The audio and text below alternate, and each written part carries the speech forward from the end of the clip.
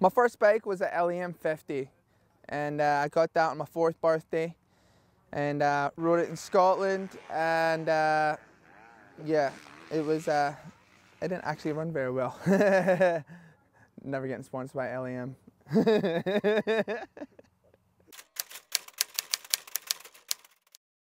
I started riding because, you know, my dad got me a bike for Christmas, and I've always, like, when I was younger, I just rode bicycles and rode bikes, and I just loved two wheels, and so my dad got me into it, and yeah, I've just fell in love with it ever since. You know, I love it. My first race ever, it was actually at a track called Lookers in Scotland, and it's actually a pretty funny story because I remember it that day because there's this massive ski jump, and I've told this story a few times before, and I remember my dad was standing on the very first lap of practice telling me to, like, slow it down, and his hands were like this, but for some reason, like, I thought he was telling me to shift up, so I shifted up and didn't shut off the jump, and I remember I just skied in the air, and I kind of like was Superman, and I landed in the sand and then just went over the bars, and luckily I was okay, but I won't ever forget that because I think my eyeballs went this big when I was in the air, and my dad had a heart attack. But yeah, that was my first race. I would love to say yes, but I can't. And I got my mechanic here just eyeballing me, so I can't even lie about it right here. You know, I had a really good year in 2011, and I got to keep that championship bike from Mitch Payne, so I always thought that was pretty cool, so I'm pretty lucky to have that.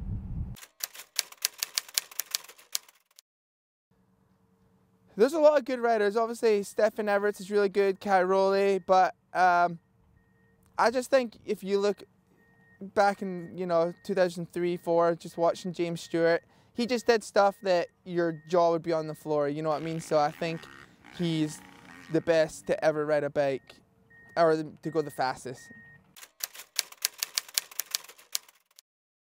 I don't know, I quite like Melville. That's a fun track, always enjoyed that. I look for the Husqvarna sign on the on the shroud. Generally, I like a nice Rockstar logo right there as well, and definitely some fresh Dunlop tires on the bike, and Pro Taper bars, and yeah, pretty happy with a bike like that.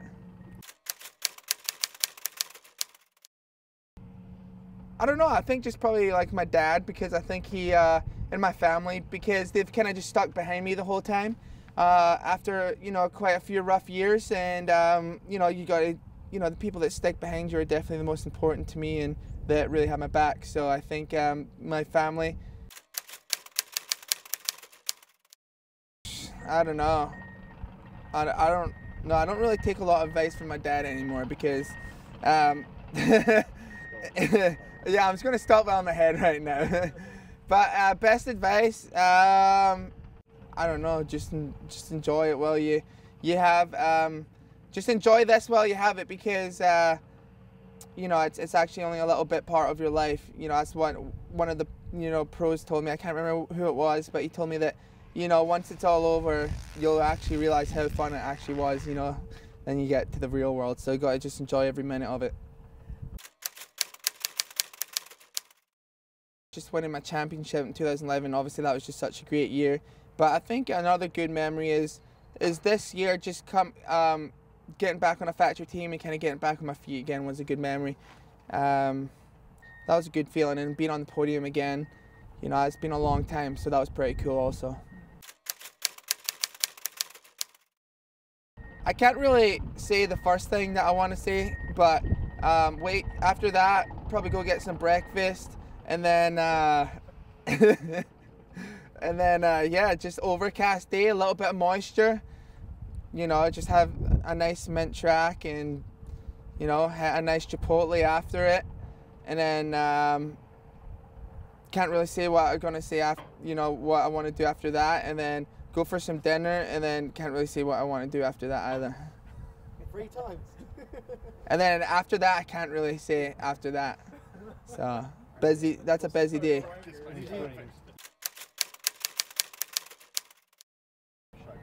Yeah, I got some nice socks. got 4 pairs, so don't when everybody sees me wearing these all the time, I've got a few pairs of them, so you know, I do wash them. I actually have been in a fight before. Yeah, I've been in a fight, and I probably took more of the loss in the fight. It wasn't that long ago, actually, but I held my own pretty good, so I'll take that. You win some, you lose some.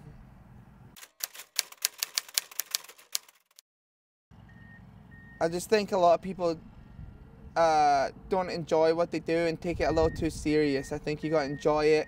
You know, everyone's different. Sometimes that's just how people roll, but I just think a myth is like, you know, when you turn pro, you have to become a robot, when you can still enjoy it.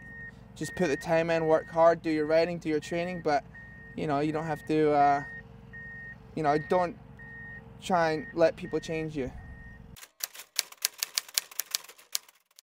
A Paradise Chevrolet truck. I'm never happy. Nah, I don't know. I think I'm happiest when everything's going pretty well, and my riding is going good, training's good, and just everything around me is positive. You know, so that's why you gotta create a good atmosphere around you and have good people around you. My sweet tooth. I enjoy a milkshake, you know, a little ice cream. Being over in the UK, it's really killing me with some sweets, Maltesers, you know, because we don't really get that over in America, and also I do enjoy an iron brew, so.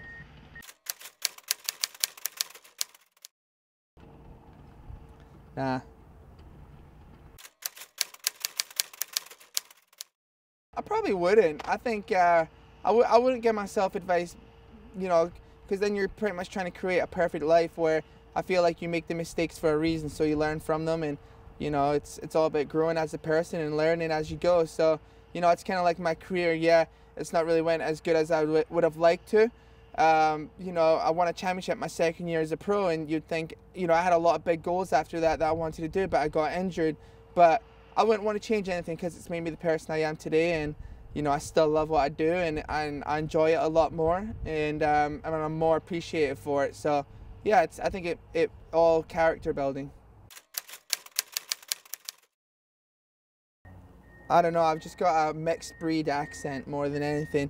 You know, obviously I grew up in Scotland. Scottish accent is really thick, but then I moved to Canada, and obviously when I moved to Canada I had a really strong accent, but like I kind of got like picked on and annoyed, you know, because they always wanted me to repeat stuff, and so I put on like a Canadian accent, because then they stopped annoying me, and it, you know, I was just kind of like one of them.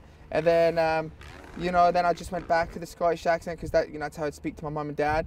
And, you know, I'm just a little bit more Americanized now, so it's just a whole mixed breed I've got going on, but yeah, it tells an interesting story. I'm Dean Wilson, and I'm a MotoHead.